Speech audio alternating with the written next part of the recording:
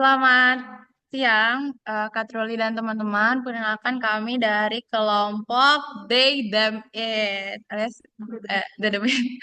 Jadi, eh, ini adalah anggota kelompok kami, ada Adena Fatihani, Jayanti Anugrah, saya sendiri, Salma Nur Halisa, dan Mas Ayu Alia. Dan pada kesempatan kali ini kita akan membahas tentang kawin kontrak yang biasanya terjadi di puncak, puncak Bogor. Siapa yang pernah menyanyikan lagu puncak-puncak, naik-naik ke puncak gunung? Iya, itu dia. Next.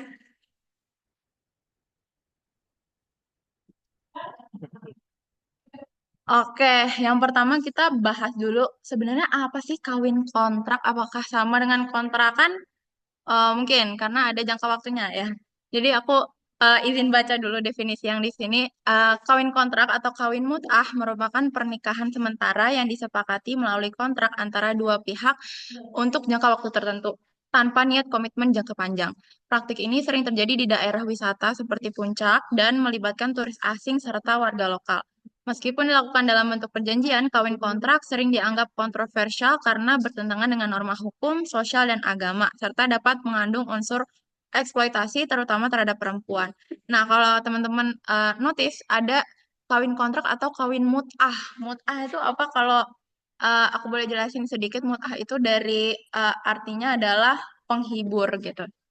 Nah, jadi kayak mereka tuh nikah untuk menghibur aja gitu tujuannya, bukan yang untuk long lasting uh, experience gitu, untuk selama-lamanya kayak gitu. Nah, tapi kenapa kawin kontrak itu dilakukan? Yang pertama itu, oh ini agak ini ya, agak tebak gambar sedikit. Ada jadi tujuannya nggak zina ya, yang pertama.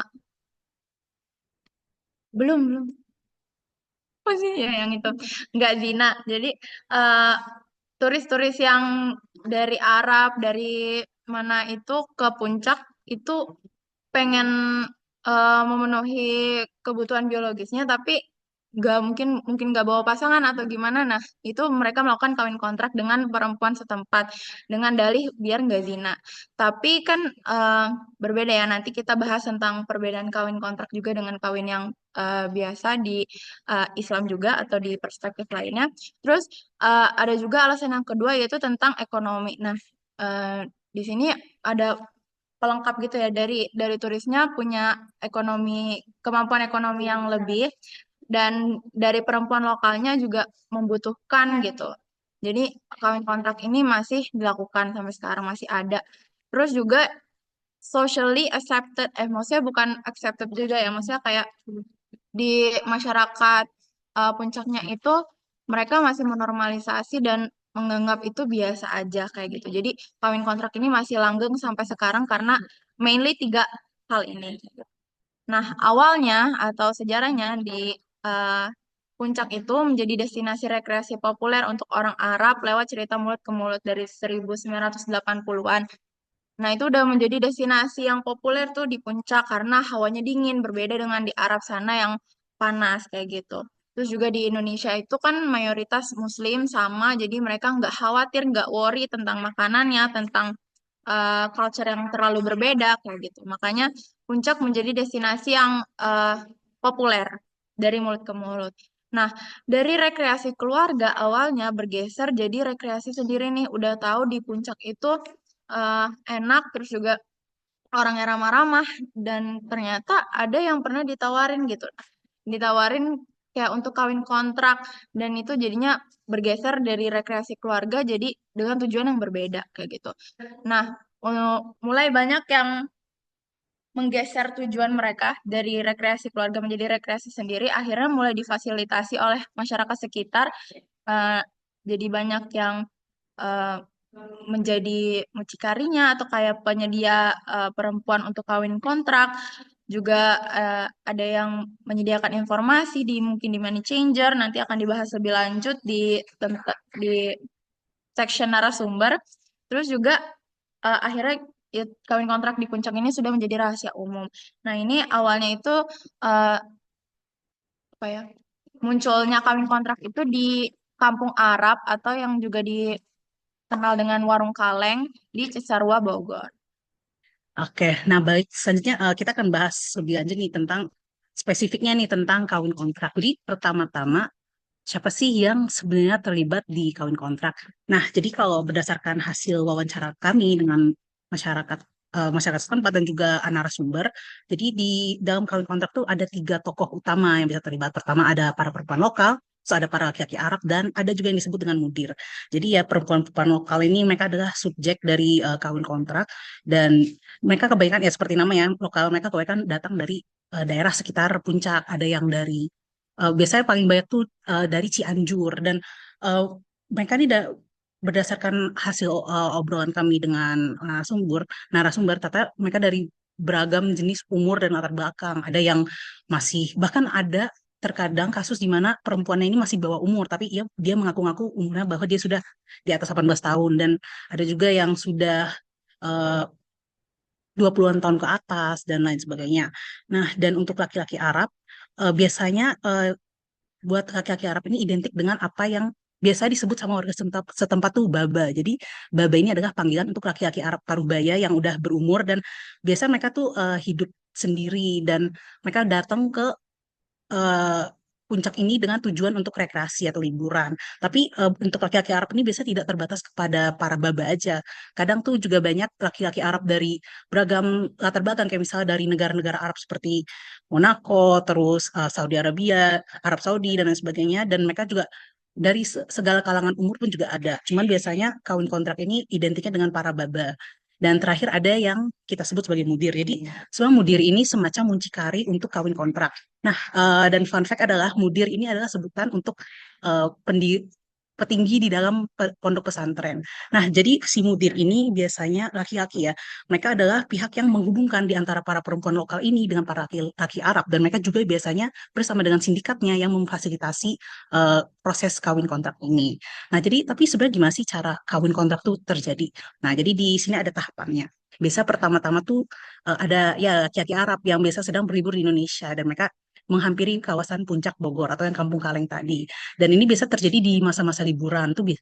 Di masa-masa liburan biasanya mereka berbondong-bondong rame datang ke puncak untuk berlibur. Nah, dan terkadang para laki-laki Arab ini mereka mungkin udah pernah dengar desas-desus atau mungkin tahu, dan mereka mencari tahu nih soal kawin kontrak, atau kadang mereka yang ditawarkan oleh para mudir untuk berhubungan dengan perempuan lokal. Kan biasanya ya kayak kita kalau liburan tuh kan disuka itu ditawarin paket kayak mau gini nggak, nanti kita bantuin-bantuin. Nah, kadang nih mudir ini juga menawarkan jasa kawin kontrak ke para laki-laki Arab ini melalui cara seperti itu. Nah, terus setelah itu si mudir ini akan memfasilitasi si laki-laki Arab ini untuk jadi dipertemukan dengan perempuan lokal pilihannya, atau mungkin yang rekomendasi dari si mudir. Nanti si mudir ini bersama dengan sindikatnya biasanya berdasarkan obrolan dengan narasumber. Jadi mereka ini udah ada kelompokannya gitu, dan kan seperti yang kita ketahui biasanya di pernikahan tuh ada syarat persyaratnya ya, kayak misalnya harus ada wali, terus ada penghulu gitu-gitu. Nah, si mudir ini sama sindikatnya biasanya mereka yang menyediakan hal tersebut. Jadi si laki-laki Arab ini tinggal terima jadi aja, kayak ya saya mau nikah sama orang itu, udah terima jadi, tahu-tahu udah nikah aja. Dan mirisnya kadang tuh yang ikut andil dalam prosesnya tuh orang tuanya korban. Jadi misalnya kan butuh wali ya, kadang yang jadi walinya adalah orang tua korban itu sendiri. Jadi secara sukarela mereka menikahkan anak mereka secara siri ke laki-laki Arab ini. Terus setelah mereka melalui proses akad dan pernikahan, para laki-laki ini eh, kasarnya mereka memiliki hak penuh atas perempuan lokal tersebut. Jadi kemanapun dia pergi, misalnya mau dia bawa ke villa, kayak mau dia bawa keliling tuh, perempuan itu biasa diajak sama dia dan diikut apa, dan mau nggak mau dia harus ikut karena ya udah terikat dalam hubungan kawin kontrak. Dan biasanya kawin kontrak tuh seperti nikah pada biasanya tuh ada kayak maharnya dan lain sebagainya. Jadi benar kayak nikah beneran, dan tapi bedanya di sini ada jangka waktunya, bisa beberapa hari doang, atau bisa seminggu, atau kadang sebulan. Tapi sudah pasti tuh jangka waktunya tidak lama. Oke, selanjutnya ini kita mulai masuk ke section narasumber. Jadi kalau tadi kita udah bahas-bahas tentang kayak pengetahuan umum, terus juga sejarah yang kami dapatkan dari berbagai sumber, sekarang kita lanjut ke narasumber yang kami wawancarai. Nah, narasumber pertama kami itu ada Mbak Dian Purnomo. Nah, dia ini merupakan sebuah penulis novel yang judulnya Perempuan yang Menangis pada Bulan Hitam. Ini rilis pada tahun 2021 dan mengangkat topik mengenai kawin tangkap yang ada di Sumba. Nah, kalau kawin tangkap itu lebih ke ada tradisi budaya yang di sana, sementara kalau kawin kontrak ini tuh lebih kayak ke sex tourism gitu kan. Jadi itu perbedaan yang mungkin antara kawin tangkap dan kawin kontrak. Nah, tapi dalam proses pembuatan novel itu Mbak Dian juga membagikan kayak pengalaman dia kalau dia juga pernah turun ke tempat-tempat yang mana menjadi tempat untuk praktik-praktik kawin kontrak seperti ini. Salah satunya merupakan puncak. Nah, Mbak Dian pun waktu kita wawancari dia membagikan hal menarik dalam tanda kutip hal menarik yang ditemukan di Kampung Arab sama proses pembuatan novelnya. Jadi yang pertama itu ada musola penebus dosa. Nah, jadi kalau misalnya kalian ke Kampung Arab itu bakal ada musola-musola yang dinamai pakai nama orang, bukan nama-nama Tuhan misalnya kayak Ar-Rahman atau kayak nama surat At-Taubah gitu-gitu. Nah, musola-musola yang dipakai dengan nama orang itu atau yang dinamain dengan nama orang ini dibilangnya kayak musola penebus dosa atau mungkin kemarin pas wawancara bilangnya musola tempat buang sampah gitu dalam tanda kutip. Jadi nggak sedikit orang Arab itu dia yang membangun musola di kampung Arab sebagai bentuk penebus dosa karena dia udah kawin kontrak situ, atau juga bisa membangun musola itu sebagai bentuk mahar kawin yang dia berikan untuk orang yang dia kawin kontrak itu. Terus ada selanjutnya ada juga nih yang mungkin cukup menarik itu komunikasi komunikasi di di antara kedua kedua pasangan ini. Jadi bagaimana komunikasi antara pria Arab dengan perempuan-perempuan yang menjadi korban dari kawin kontrak itu dilakukan semuanya menggunakan Google Translate. Jadi mereka itu berkomunikasi menggunakan fitur text to speech dan dapat lihat kalau ini lumayan minim upaya untuk mempelajari bahasa bahasa satu sama lain gitu, karena mungkin saya juga dan juga waktu yang mereka habiskan bersama itu kan nggak terlalu panjang gitu, jadi ada upaya minim dalam mempelajari bahasa satu sama lain. Terus kemudian ada perihal money changer. Nah, jadi waktu Mbak Dian ke kampung Arab sama teman laki-lakinya itu, kan mereka juga mengunjungi money changer. Dan teman laki-lakinya ini, gitu Mbak Dian tuh cerita kalau teman laki-lakinya ini langsung dikasih kayak semacam selebaran gitu, selebaran yang berisi daftar perempuan yang dalam tanda kutip bersedia untuk dikawin kontrak. Dan bentuknya itu mirip-mirip sama monster yang gaya rambut yang biasa kita lihat di barbershop atau di salon gitu. Jadi di list itu tuh di daftar itu ada foto, terus ada nama dan juga ada umur. Nah, tapi yang bikin miris adalah seringkali umur yang ditulis itu umur yang lebih tua daripada umur aslinya. Jadi misal kalau ada perempuan yang umurnya masih let's say 15 sampai 16 tahun itu ditulisnya itu misalnya 20 atau kayak 22 dan sebagainya gitu. Nah, dan ini tuh menandakan dan itu tuh cukup banyak dilakukan di money changer di kampung Arab, dan di mana hal ini tuh bukan lagi praktik yang aneh gitu di sana. Jadi promosi terselubung oleh money changer ini menunjukkan kalau kawin kontrak tuh lumayan lumrah, lumayan biasa di kampung Arab sampai dipromosikan oleh money changer gitu.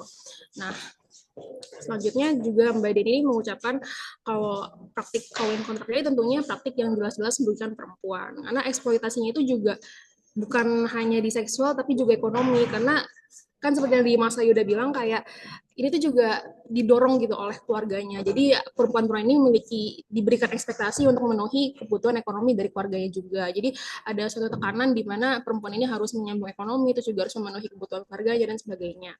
Terus juga negara itu sangat absen dalam fenomena kawin kontrak ini, bahkan kayak dari tingkat yang paling kecil pun kayak semacam RT atau RW itu juga tutup mata dengan praktik kawin kontrak. Karena di namanya itu kan udah ada jemput-jemput kawin gitu ya. Jadi hal itu dianggap sebagai ranah privat di mana negara itu nggak boleh ikut campur, dan jadi kayak dianggapnya ya udah gitu nggak usah ikut campur gitu. Itu kalau dari Mbak Dia. Selanjutnya boleh dilanjut.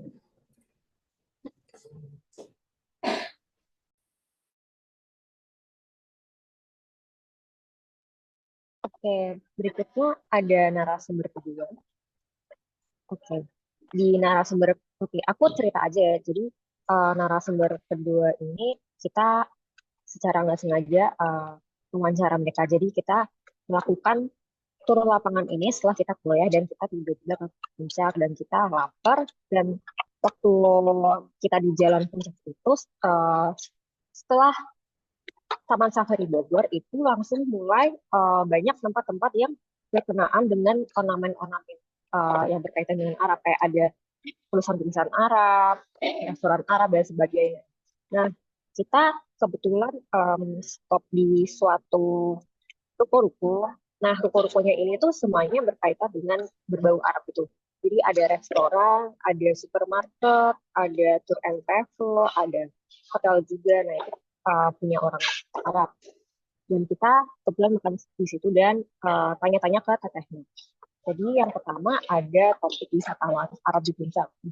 Jadi banyak wisatawan Arab yang mengunjungi Puncak dan itu hal itu tuh mengapa banyak tempat-tempat kayak restoran, toko roti, kawayan, saja sampai bisnis center yang ditujukan bagi wisatawan Arab. Nah, menurut si teteh ini em, terkait dengan jumlah wisatawan Arab tuh udah berkurang banget semenjak setelah COVID. Jadi sebelum COVID ini katanya wisatawan Arab ini banyak banget dan setelah ada COVID tuh mungkin ada suatu peraturan yang membuat mereka lebih sulit untuk datang ke Indonesia dan mengalami jumlah penurunan yang signifikan. Dan menurut kita masih banyak juga di situ wisatawan yang datang. Nah, untuk wisatawan-wisatawan yang datang ini, kalau yang sepenglihatan kita rata-rata laki-laki dan kita belum lihat ada perempuannya di situ. Tuh.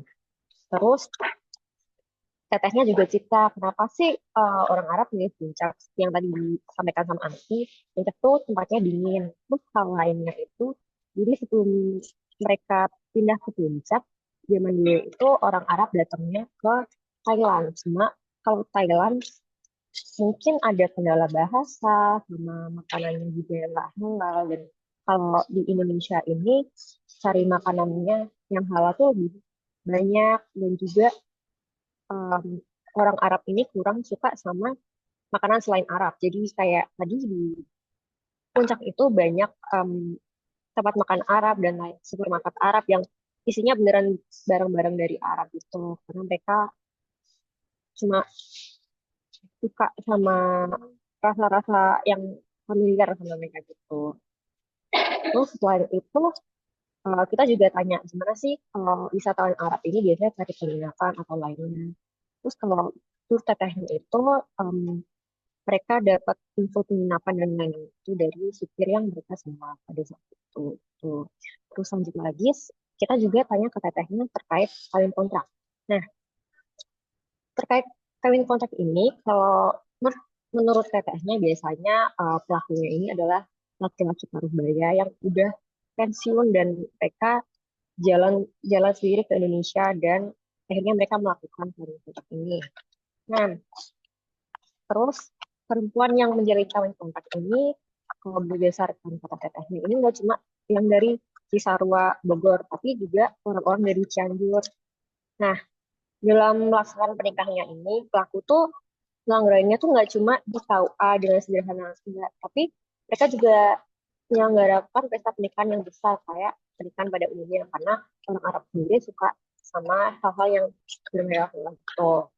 Nah, kita juga bertanya pelaku ini biasanya mengunjungi istrinya apa enggak. Nah, setelah nikah ini biasanya pelaku tuh mengunjungi istrinya sama mungkin setahun sekali dengan kurun waktu kayak sebulan, 2 bulan, 3 bulan gitu. Tapi itu nggak pasti juga. Nah, terkait apakah ada yang membawa istri kontaknya itu ke Arab atau enggak, itu kata tetehnya ada, cuma jumlahnya sangat sedikit karena balik lagi itu nikah kontrak dan mereka tidak serius melakukannya hanya tujuan rekreasi tanda kutip. Like,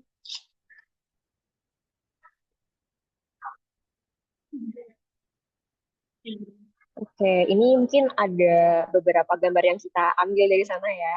Jadi yang pertama ini ada toko roti Arab nih, tulisannya bener-bener tulisan Arab dan isinya tuh roti-roti Arab dan kita sempat beli juga sih. Terus itu restoran Arab itu makanan yang kita beli di restoran Arab dan itu benar sekali tempatnya kayak di atas itu di bawah. Nah, dan di bawahnya tuh isi restoran Arab dan itu kayak di kasur juga tulisan Arab dan produk-produknya tuh juga produk Arab gitu. Nah, terkait ini aku ada minuman beralkohol. Nah, di sini tuh kebetulan waktu aku masuk ke supermarketnya tuh ada kayak laki-laki Arab masih muda gitu. Terus mereka ke puncak nih ya karena mereka tuh belanja rekreasi tanda kutip mereka juga beli minuman keras itu terus mungkin dibawa ke vilanya mereka gitu. So,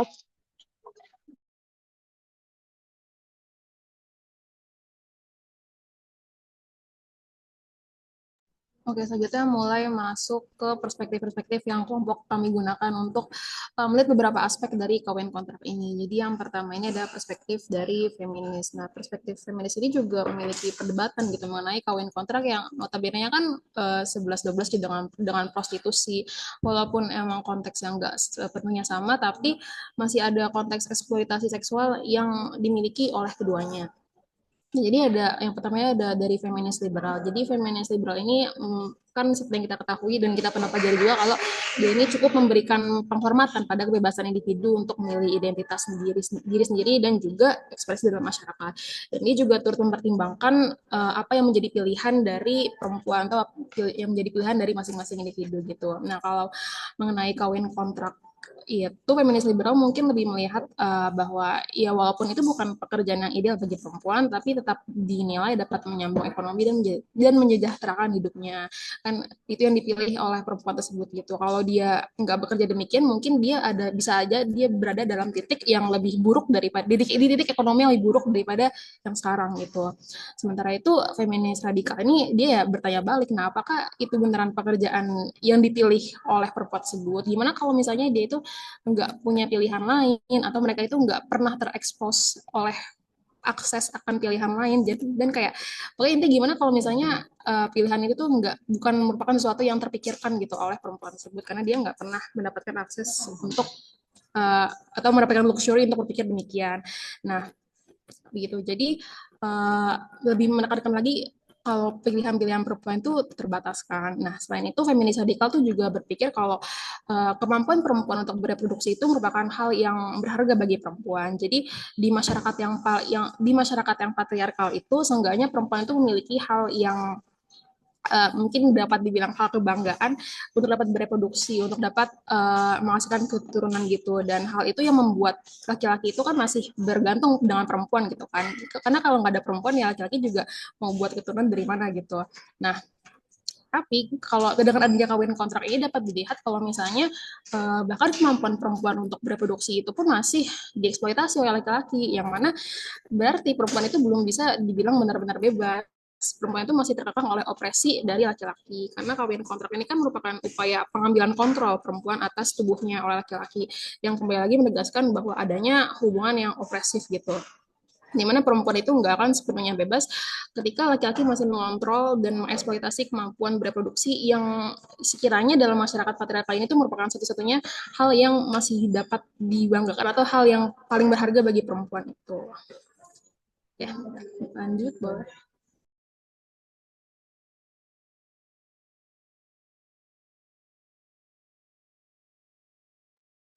Oke, selanjutnya ada dari perspektif hukum. Nah, tentang perspektif hukum ini tentunya kan ini bertentangan sama UU dan pasal yang udah diatur sama negara Indonesia. Nah, pertama ada UU nomor 1 tahun 1974 itu tentang pernikahan. Nah, di pasal 2 ayat 2 di sini tuh tertulis bahwa pernikahan ini harus dicatatkan di instansi pencatat perkawinan. Jadi kalau misalnya kita melakukan perkawinan kontrak, tentu kontraknya itu tidak dimasukkan ke dalam KUA dan berarti hal ini melanggar pasal 2 ayat 2 pada ketentuan UU nomor 1 tahun 1974. Nah, selanjutnya pada pasal 39 ayat 2 itu ada menyebut bahwa untuk melakukan perceraian itu harus ada cukup alasan. Nah, alasannya itu beberapa, seperti misalnya hmm, ada pertikaian, ada KDRT dan sebagainya. Nah, kalau misalnya seseorang melakukan kawin kontrak ini, tentunya mereka alasan perceraiannya hanya karena kontraknya habis gitu. Dan ini tentunya bukan syarat sah untuk melakukan perceraian itu. Nah, selanjutnya ada PP nomor 9 tahun 1975, ini kepanjangannya dari UU nomor 1 1974. Nah, tentang pelaksanaan ini tentunya perkawinan tidak sah ini tidak bisa dilaksanakan dan karena adanya kontrak perkawinan ini berbeda dengan perkawinan pada umumnya, karena jangka berakhirnya perkawinan ini, jadi kayak hal itu tidak bisa dianggap sah oleh perspektif hukum. Nah, selanjutnya ini ada KUH Perdata pasal 1320 ayat 4. Nah, ini tuh tentang peraturan tentang kontrak. Jadi syarat sah melakukan perjanjian itu didasari 4 hal, dan salah satunya itu suatu bab yang halal. Nah, tentang kawin kontrak ini tentunya tidak dianggap halal dalam negara dan juga dengan agama. Yang selanjutnya lagi, di pasal 1337, suatu sebab adalah terlarang apabila dilarang undang-undang dan apabila berlarangan menurut kesusilaan baik atau keterlibatan umum. Tentunya perkawinan kontrak ini karena mereka hanya mengejar, yang satu mengejar materi dan satunya mengejar nafsu, itu berlawanan dengan keseluruhan dan keterlibatan umum. Next slide.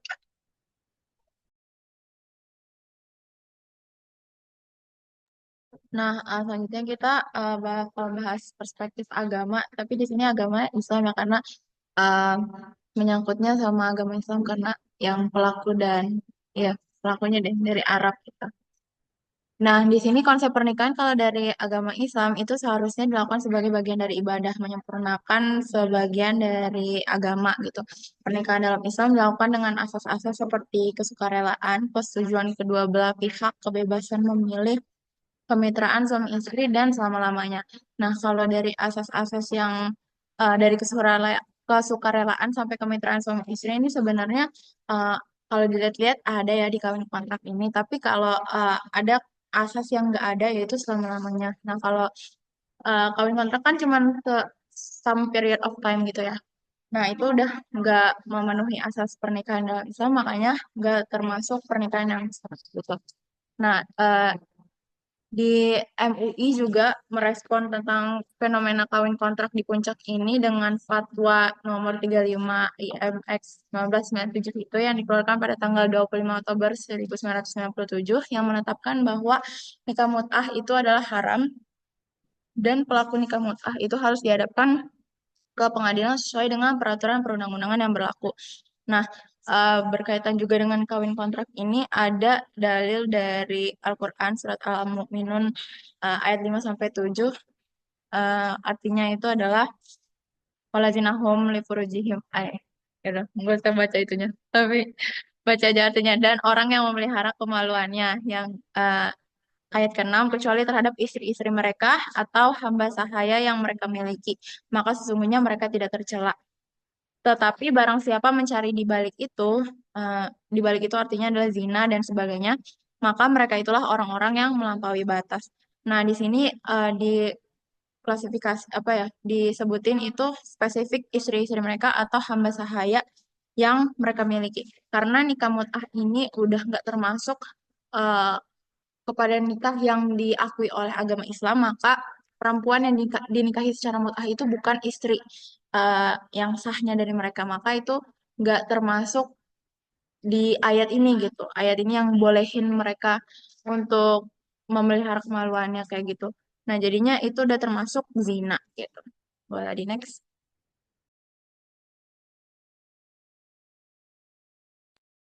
Oke, selanjutnya ada tambahan perspektif lagi dari perspektif ekologis. Sebenarnya ini lebih ke menjawab alasan kenapa kenapa puncak gitu. Bukan jadi mungkin udah sebelumnya udah disebut oleh beberapa yang lain bahwa ada beberapa alasan tertentu yang mengundang orang-orang Arab ini buat memilih puncak gitu. Ini adalah satu pertanyaan yang pertama muncul di kita juga karena dari semua tempat di Indonesia kenapa puncak gitu.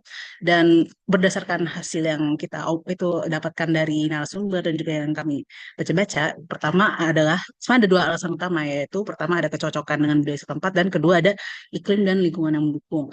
Jadi seperti yang udah disebut sebelumnya oleh Nana dan Angti, Indonesia kan sebagai negara dengan mayoritas Muslim jadinya menyediakan suatu eh, tempat kayak lingkungan yang friendly terhadap orang Arab yang juga mayoritas Muslim. Jadi dengan demikian eh, lebih mudah bagi mereka untuk mencari makanan yang halal dan lebih mudah juga bagi mereka untuk mempraktekkan agama mereka juga di sini karena ya lagi-lagi ada kesamaan budaya dengan masyarakat setempat, yaitu kita orang Indonesia. Dan tidak hanya itu, orang Arab juga banyak yang menganggap orang Indonesia tuh ramah dan penurut. Jadi kalau ramah ya itu emang suatu stereotip yang menempel di orang Indonesia, dan sebenarnya tidak hanya orang Arab doang yang menganggap demikian, baik juga orang lain. Nah, cuman yang dimaksud dengan penurut ini adalah ini konteksnya lebih ke perempuan-perempuannya. Jadi ketika kita mencoba untuk berbicara dengan pas itu warga asli setempat, mereka sempat menyinggung bahwa laki-laki Arab tuh senang dengan perempuan-perempuan di situ karena eh, mereka tidak hanya secara sifat aja, tapi secara fisik tuh juga karena mereka kasarnya disebutnya petit ya kecil, itu menimbulkan satu kesan tersendiri gitu terhadap orang-orang Arab ini dan mereka tuh senang dengan perempuan yang eh, cenderung identik dengan sifat-sifat feminim seperti ya tadi penurut, terus kecil dan halus lah ya. Dan itu yang menjadi daya tarik tersendiri bagi para laki-laki Arab ini untuk menikahi perempuan-perempuan di puncak. Dan tidak hanya itu, eh, kan kedua ada itu ya apa faktor iklim dan lingkungan. Jadi kenapa akhirnya puncak itu karena ya pertama cuaca puncak yang relatif dingin. Ini udah sempat disebut juga Mang di awal karena ya seperti yang kita ketahui di negara-negara Arab sana kan ya biasa kering ya, kering kerontang dan kayak panas. Sedangkan kalau di puncak tuh kita mungkin orang Indonesia nganggapnya nggak dingin ya, tapi buat mereka tuh dingin gitu. Dan mereka senang gitu dengan pemandangan baru dan iklim ini. Dan itu yang membuat mereka melihat puncak ini sebagai tempat wisata yang oke. Dan nggak hanya itu karena di puncak itu kan udah ada yang Kampung Kaleng tadi, Kampung Arab yang sudah lengkap dengan fasilitas menunjangnya, seperti yang udah ditampilkan oleh Nana sebelumnya.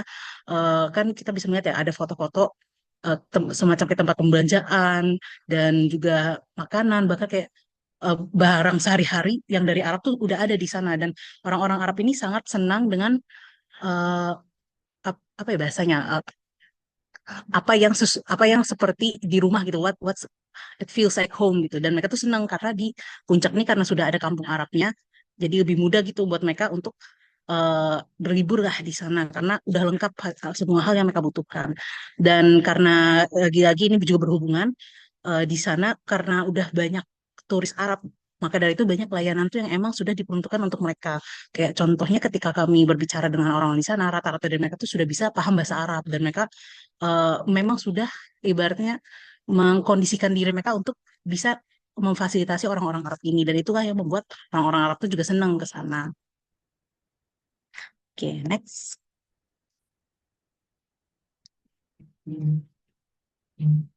Oke, selanjutnya kita mulai masuk ke analisis kriminologis dari fenomena kawin kontrak. Jadi di sini kita akan bahas dari teori kriminologi, terus kita bakal melihat kawin kontrak dari 4 pilar kriminologi dan juga memahami fenomena ini dari prisma kejahatan atau prism of crime yang dikembangkan oleh Lanier dan Henry. Jadi untuk pertama-tama kita masuk dulu ke teori kriminologinya dan di sini kita akan menggunakan teori kriminologi postmodern. Ini tepatnya kriminologi feminis. Jadi kenapa kita memilih kriminologi feminis? Karena mungkin harus diperhatikan lagi kalau kriminologi feminis ini kan lahir dari kritik yang didapatkan oleh kriminologi modern dan klasik yang sekiranya dipikir atau dinilai terlalu berfokus pada laki-laki, di mana seharusnya kriminologi itu dimanifestasikan menjadi disiplin ilmu yang berfokus pada manusia dan bukan hanya bahas laki-laki aja gitu. Nah, dalam analisis ini juga ingin menekankan posisi perempuan sebagai korban dalam kawin kontrak dan juga mungkin sebagai potential offender yang muncul berdasarkan pembahasan yang tadi dan juga tekanan yang mereka dapatkan. Maka dari itu kami milihnya teori kriminologi feminis membahas fenomena ini. Nah, terus juga kriminologi feminis ini bisa membantu kita untuk melihat konteks-konteks interseksionalitas dari isu yang ada serta posisi perempuan baik sebagai korban maupun pelaku. Jadi misal kalau dilihat dari perspektif ekonomi gitu, kenapa perempuan menjadikan kawin kontrak sebagai mata pencarian mereka gitu kan? Nah, mungkin karena mereka nggak punya pilihan lain. Nah, terus kita tanya lagi kenapa mereka bisa nggak memiliki pilihan lain? Mungkin let's say bisa kayak mungkin kayak kualifikasi di lowongan kerja itu sangat diskriminatif bagi perempuan. Misalnya perempuan harus umurnya segini, dia tidak menikah, nggak punya anak dan sebagainya. Yang dimana kualifikasi itu kan dirancang sedemikian rupa untuk menghindari cost yang harus ditutupi, misal ada cuti hamil atau maternal leave dan sebagainya gitu. Nah belum lagi kalau dari konteks pendidikan, terus sampai budaya tempat mereka tumbuh ini kan hal ini bisa bersinggungan gitu dengan kajian kriminologi feminis sehingga dapat menjelaskan bagaimana perempuan itu dapat berakhir entah menjadi korban ataupun bahkan menjadi pelaku kejahatan. Nah, jadi pertama, memang kita perlu perhatikan lagi apa yang membedakan kriminologi arus utama dan kriminologi feminis. Nah, kriminologi feminis ini kan menekankan bahwa hubungan-hubungan gender dan konstruksi sosial itu, apalagi tentang yang mengenai maskulin dan feminitas itu didasarkan pada asumsi kalau laki-laki itu lebih kuat daripada perempuan. Nah, hal itu mencerminkan dominasi laki-laki dalam lembaga-lembaga sosial kayak lembaga-lembaga sosial, ekonomi dan politik. Nah, kalau dari kriminologi kritis ya, payungnya kriminologi feminis ini uh, kita sering membahas kalau kejahatan itu kan didefinisikan oleh uh, orang yang berkuasa atau orang yang memiliki kepentingan dan juga orang yang mendominasi gitu. Makanya itu kalau dilihat dari kriminologi feminis, kawin kontrak itu jarang dilihat sebagai kejahatan dan kayak cuma dilihat sebagai mata pencaharian karena praktik-praktik itu tuh enggak didefinisikan sebagai kejahatan sedemikian rupa oleh orang-orang atau laki-laki yang mendominasi lembaga-lembaga sosial tersebut. Jadi padahal tuh terdapat perlukaan dan kerugian yang nyata walaupun terkadang nggak disadari, tapi nggak didefinisikan sebagai kejahatan oleh mungkin laki-laki yang ada di lembaga tersebut. Terus kalau misalnya kita lihat nih dari kriminologi feminis Marxis, dia ini berpikiran kalau bahwa lembaga pernikahan aja tuh udah merupakan suatu suatu bentuk perbudakan gitu. Itu udah merupakan bentuk eksploitasi. Lembaga pernikahan itu udah merupakan bentuk eksploitasi. Nah, feminis Marx ini berargumen kalau kapitalisme itu membuat perempuan menjadi sangat bergantung dengan laki-laki dan hal ini melanggengkan bentuk viktimisasi yang dialami oleh perempuan. Misalnya jadi kayak bahkan banyak kejadian kayak kekerasan domestik, misalnya kayak kekerasan dalam rumah tangga atau kekerasan dalam hubungan, itu kan juga merupakan manifestasi dari kapitalisme yang mengopresi perempuan. Jadi perempuan itu harus bergantung sama laki-laki dan sebagainya. Terus selanjutnya kalau dari kriminologi feminis radikal itu mereka berangkat dari pemikiran bahwa perempuan ini mengalami diskriminasi karena hubungan sosial dan interaksi sosial dibentuk oleh kekuasaan dan hak istimewa yang dimiliki oleh laki-laki. Nah, dalam kriminologi feminis radikal ini berfokus pada manifestasi patriarki dalam kejahatan terhadap perempuan seperti kayak kekerasan dalam rumah tangga, pemerkosaan, pelecehan seksual, pornografi, prostitusi dan sebagainya. Nah, mereka melihat kalau misalnya ada pelanggaran yang dilakukan oleh perempuan, itu tuh didahului oleh viktimisasi perempuan oleh laki-laki gitu. Jadi, kalau feminis radikal ini lebih kami gunakan untuk menjelaskan kenapa bisa ada mungkin ibu yang mendukung anaknya untuk terlibat dalam jaringan kawin kontrak itu, atau juga bahkan ada juga muncikari yang merupakan seorang perempuan gitu. Dan mereka itu bisa menjadi pelanggar atau kayak bisa jadi offender gitu kalau misalnya kita lihat dari dimensi kriminologi nanti bisa menjadi pelanggar karena keberadaan mereka di masyarakat yang patriarkal itu sendiri udah terdiskriminasi sama laki-laki gitu. Jadi mereka mereka mau cari pencaharian dari luar pun mereka kayak nggak bisa kayak dipersulit gitu. Jadi mereka udah teropresi dan mereka pun jadi offender di dalam jaringan kawin kontrak itu baik sebagai mucikari atau sebagai enabler, sebagai orang tua yang enabling anaknya untuk melakukan kawin kontrak itu karena opresi dari laki-laki gitu. Mungkin boleh lanjut.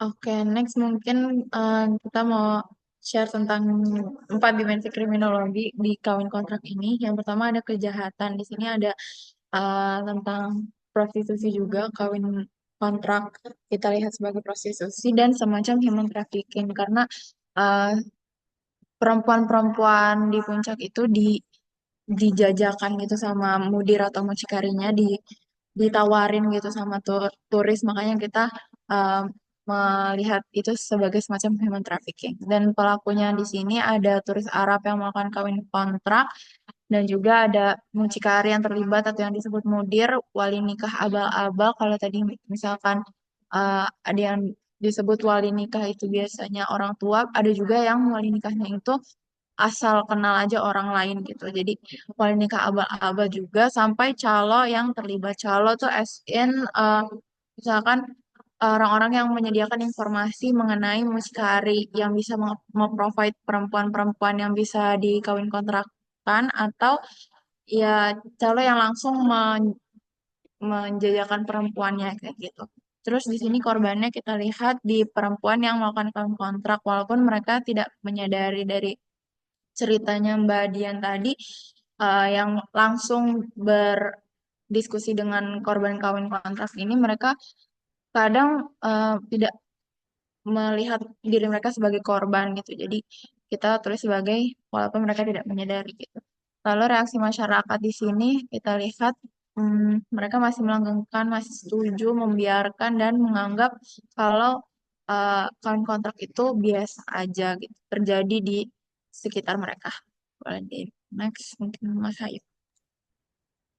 Selanjutnya, kami juga mencoba untuk menggunakan prisma kejahatan ketika memandang kasus ini. Jadi yang mungkin refresh dikit, jadi prisma kejahatan ini dia ada semacam bentuk framework yang membantu kita untuk semacam mendefinisikan kejahatan. Karena kan semua kejahatan tuh banyak ya aspeknya dan sulit jika kita hanya mengandalkan kayak satu definisi aja. Jadi dengan prisma kejahatan ini bisa uh, ibaratnya memberikan perspektif gambaran dan gambaran konteks tambahan terhadap bagaimana cara kita memandang suatu fenomena sebagai kejahatan. Nah, di prisma kejahatan ini yang dicanangkan oleh Rene dan Henry pada 1998 tuh sebenarnya dia adalah uh, semacam perkembangan dari eh, segitiga kejahatan. Jadi yang dengan prisma kejahatan ini menawarkan sisi atas dan bawahnya. Jadi di prisma ini kita bisa melihat kalau di bagian atas, kan kita lihat ini bentuknya kayak prisma. Prisma yang bagian atas tuh mencerminkan bentuk-bentuk kejahatan yang tampak, sedangkan yang di bawah ini mencerminkan bentuk-bentuk kejahatan yang terselubung atau tidak terlalu terlihat. Nah, dalam konteks kawin kontrak, kita bisa melihat ini sebagai suatu bentuk kejahatan yang cenderung terselubung. Jadi posisinya bisa ditemukan di tengahan sampai ke bawah dari prisma ini. Nah, kenapa terselubung? Nah, seperti yang kita lihat di sini, sebenarnya dari prisma kejahatan itu ada beberapa aspek seperti harm, social agreement, external victimization, sama social response. Nah, mungkin dari harmnya dulu ya. Jadi buat bentuk apa namanya perusakannya ini lumayan moderat karena terdapat beberapa kasus di mana perempuan-perempuan dalam kawin kontrak ini juga menjadi subjek terhadap kekerasan, baik kekerasan seksual atau mungkin kekerasan dalam rumah tangga oleh para laki-laki Arab ini. Dan tidak hanya itu, biasa mereka hubungannya tuh yang eh, hanya dimanfaatkan sesaat saja dan alhasil di akhirnya biasa perempuan-perempuan ini lebih baik dirugikan daripada diuntungkan. Maka dari itu bisa di harm yang atau perusakan yang dihasilkan bisa dianggap jumlahnya moderat. Dan untuk social agreement dalam konteks kontrak banyak yang tidak menganggapnya sebagai kejahatan. Sebagai buktinya kan bisa kejahatan bisa didefinisikan secara melalui pendefinisian legal ya seperti hukum. Nah, cuman terkait kawin kontrak belum ada hukum yang mengatur tentang hal ini dan menganggapnya sebagai bentuk kejahatan. Buktinya saja ketika kami bertanya ke Mbak Dian, ternyata dari pemerintah pun tidak ada, bahkan tidak ada upaya untuk eh, membenahi permasalahan ini. Mereka benar acuh dan tidak peduli terhadap keberadaan dari kawin kontrak. Dan kan misal contohnya kita bisa lihat ke yang kasus Doli yang di Surabaya ya. Yaitu kan pemerintah masih ada itulah ibaratnya keterkaitan lah dengan fenomena tersebut. Tapi kawin kontrak ini beneran sama sekali tidak dipedulikan dan tidak terlalu dipermasalahkan. Jadi karena itu juga banyak orang yang tidak menganggapnya sebagai bentuk kejahatan karena dari pemerintahnya saja sudah acuh. Dan buktinya juga apa kawin kontrak ini masih langgeng dan itu menunjukkan bahwa orang menganggap itu sebagai hal yang lumrah dan normal dan bukan suatu hal yang perlu dihilangkan atau perlu dikurangi seperti kejahatan.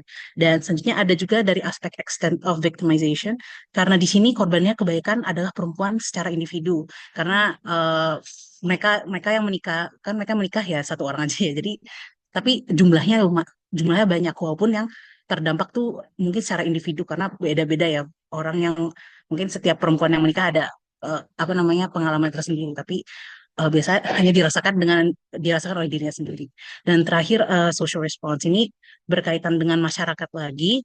Nah, kalau ini seperti yang disebutkan di dimensi kriminologi, masyarakat setempat tuh cenderung membiarkan dan menganggap itu hal yang lumrah. Bahkan eh, mereka cenderung mengadopsi pemikiran to each their own. Jadi kayak oh iya itu dia cuma nyari duit ya udah gitu atau bahkan beberapa seperti yang kita wawancara ya mbak-mbak yang teteh-teteh yang kita wawancara dia bahkan menganggap itu suatu hal yang nggak perlu dibahas kayak oh iya itu mas saya nggak tahu apa-apa kak.